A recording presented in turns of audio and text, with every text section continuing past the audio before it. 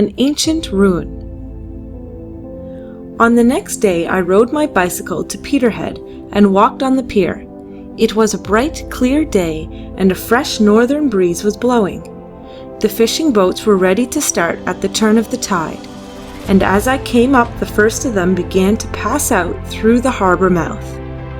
Their movement was beautiful to see, at first slowly, and then getting faster as the sails were hoisted, till at last they swept through the narrow entrance, scuppers under, righting themselves as they swung before the wind in the open sea.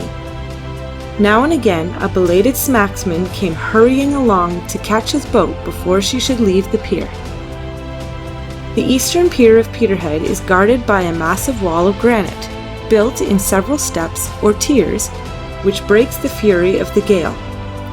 When a northern storm is on, it is a wild spot.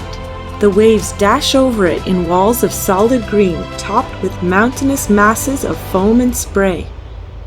But at present, with the July sun beating down, it was a vantage post from which to see the whole harbour and the sea without. I climbed up and sat on the top, looking on admiringly, and lazily smoked in quiet enjoyment.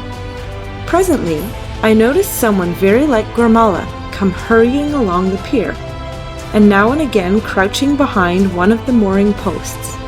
I said nothing, but kept an eye on her, for I supposed that she was at her usual game of watching someone. Soon a tall man strode leisurely along, and from every movement of the woman I could see that he was the subject of her watching. He came near where I sat, and stood there with that calm, unconcerned patience which is a characteristic of the fisherman. He was a fine-looking fellow, well over 6 feet high, with his tangled mass of thick red-yellow hair and curly bushy beard. He had lustrous, far-seeing golden-brown eyes and massive, finely cut features. His pilot-cloth trousers, spangled all over with silver herring scales, were tucked into great bucket boots. He wore a heavy blue jersey and a cap of weasel skin. I had been thinking of the decline of the herring from the action of the trawlers in certain waters, and fancied this would be a good opportunity to get a local opinion. Before long I strolled over and joined this son of the Vikings. He gave it, and it was a decided one, uncompromisingly against the trawlers and the laws which allowed them to do their nefarious work. He spoke in a sort of old-fashioned biblical language, which was moderate and devoid of epithets, but full of apposite illustration. When he had pointed out that certain fishing grounds, formerly most prolific of result to the fishers, were now absolutely worthless, he ended his argument. "And sure, good master, it stands to reason. Suppose you be a farmer, and when you have prepared your land and manured it, you sow your seed and plough the ridges, and make it all safe from wind and devastating storm. If, when the green corn be shooting frae the earth, you take your harrow, and drag it athwart the springing seed, where be then the promise of your golden grain?" For a moment or two the beauty of his voice, the deep, resonant earnestness of his tone, and the magnificent, simple purity of the man took me away from the scene. He seemed as though I had looked him through and through, and had found him to be throughout of golden worth. Possibly it was the imagery of his own speech and the colour which his eyes and hair and cap suggested, but he seemed to me for an instant as a small figure projected against a background of rolling upland clothed in ripe grain. Round his feet were massed the folds of a great white sheet whose edges faded into air. In a moment the image passed, and he stood before me in his full stature. I almost gasped, for just behind him, where she had silently come, stood Gormala, gazing not at the fisherman, but at me, with eyes that positively blazed with a sort of baleful eagerness. She was looking straight into my eyes. I knew it when I caught the look of hers. The fisherman went on talking. I did not, however, hear what he was saying, for again some mysterious change had come over our surroundings. The blue sea had over it the mystery of darkness of the night, The high noon sun had lost its fiery vigor and shone with the pale yellow splendor of a full moon. All around me, before and on either hand, was a waste of waters. The very air and earth seemed filmed with moving water, and the sound of falling waters was in my ears. Again the golden fisherman was before me for an instant. Not as a moving speck, but in full size now he lay prone, limp and lifeless, with waxing cold cheeks, in the eloquent inaction of death. The white sheet, I could see now that it was a shroud, was around him up to his heart. I seemed to feel Gormala's eyes burning into my brain as I looked.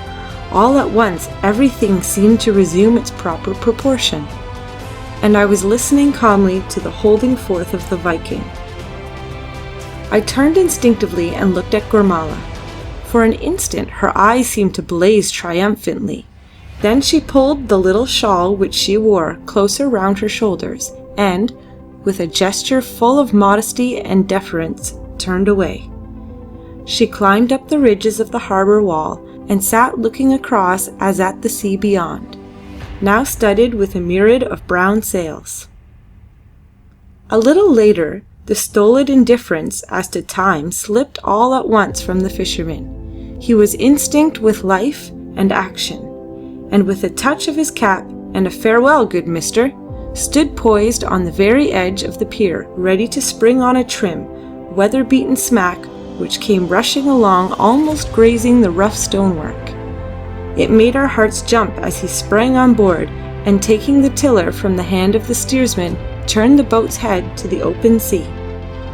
As she rushed out through the harbour mouth, we heard behind us the voice of an old fisherman who had hobbled up to us. "He'll do that once too often. Lachlan MacLeod is like all these men from Uist and the rest of us out islanders. They don't care naught about naught." Lachlan MacLeod, the very man of whom Gormala had prophesied. The very mention of his name seemed to turn me cold. After lunch at the hotel, I played golf on the links till evening drew near. Then I got on my bicycle to return home. I had laboured slowly up the long hill to the Stirling Quarry when I saw Gormala sitting on the roadside on a great boulder of red granite. She was evidently looking out for me, for when I came near she rose up and deliberately stood in the roadway in my path. I jumped off my wheel and asked her point blank what she wanted with me, so much that she stopped me on the road. Gormala was naturally an impressive figure, but at present she looked weird and almost unearthly.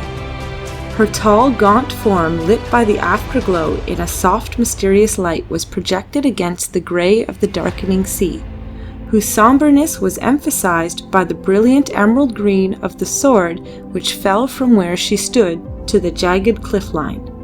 The loneliness of the spot was profound. From where we stood not a house was to be seen, and the darkening sea was desert of sails. It seemed as if we two were the only living things in nature's vast expanse. To me it was a little awesome. Gormala's first mysterious greeting, when I had seen the mourning for the child, and her persistent following of me ever since, had begun to get on my nerves. She had become a sort of enforced condition to me, and whether she was present in the flesh or not, the expectation or the apprehension of her coming, I hardly knew which it was, kept my thoughts perpetually interested in her. Now, her weird, statuesque attitude, and the scene around us finished my intellectual subjugation. The weather had changed to an almost inconceivable degree. The bright clear sky of the morning had become darkly mysterious, and the wind had died away into an ominous calm. Nature seemed altogether sentient, and willing to speak directly to a man in my own receptive mood. The seer woman evidently knew this, for she gave fully a minute of silence for the natural charm to work before she spoke. Then, in a solemn warning voice, she said, "Time is flying by us. Lammas tide is nigh." These words impressed me. Why I know not, for though I had heard of Lammas tide, I had not the smallest idea of what was meant by it. Gormala was certainly quick with her eyes. She had that gypsy quality in remarkable degree, and she seemed to read my face like an open book. There was a suppressed impatience in her manner, as of one who must stop in the midst of some important matter to explain to a child whose aid is immediately necessary. "You no ken why? Is it that ye dinna heed o' Lammas tide? Or that ye no ken o' the prophecy of the mystery of the sea, and the treasures that lie hid therein?" I felt more than ever abashed, and that I should have known long ago those things of which the gaunt woman spoke. Towering above me as I learned on my wheel, she went on, "And ye no ken, then listen and learn." And she spoke the following rune in a strange staccato cadence, which seemed to suit our surroundings and to sink into my heart and memory so deep that to forget would be impossible. To win the mystery of the sea and learn the secrets that there be, gather in one these weirds three: a gowden moon on a flowing tide, and Lammas floods for the spell to bide, a gowden man with death for his bride. There was a long pause of silence between us, and I felt very strangely. The sea before me took odd, indefinite shape. It seemed as though it was of crystal clearness, and that from where I gazed, I could see all its mysteries. That is, I could see so as to know there were mysteries, though what they were individually, I could not even dream.